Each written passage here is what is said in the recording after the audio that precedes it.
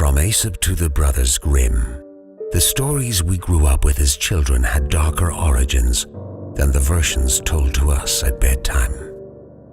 Many of these tales also hold roots in a reality of things long forgotten. The same is true of our modern stories as well. The classic 1966 TV Pursuit special, It's the Great Pumpkin, Charlie Brown, has been a holiday staple for generations of children. We watch as Linus waits faithfully in the pumpkin patch for the great pumpkin to arrive to receive his reward. In Charles Schulz's classic, the great pumpkin never rises from the patch, but the fallout was actually much different.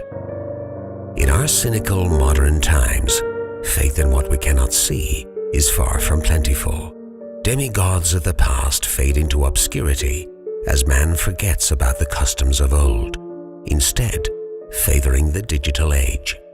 But the belief of children can be quite palpable. Their suspension of disbelief in fantasy can thin the veil between worlds. An Irish deity, Crom Cruach, latched onto the great pumpkin as a passage into this world. Little is known about this great old one, but Crom Cruach, translated as the Bloody Crooked One, was seen by the early Irish as a harvest, death, and sacrificial god.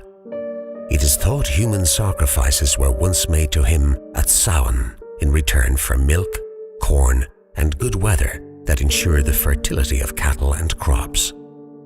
The god was held in horror for his terrible exactions. It was even dangerous to worship him, for the followers themselves often perished in the act. Now, in the guise of the great pumpkin, Crom Cruach comes to children to recruit them as its disciples.